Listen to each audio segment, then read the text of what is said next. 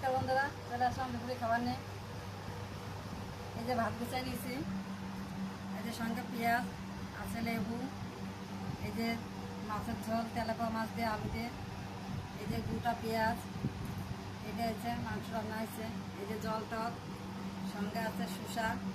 এই হয়েছে আজকে আমাদের দুপুরের মেনু। চলো খাওয়া যাক। আগে কি খাবো, আগে মাংসটা দিয়ে একটু খাই।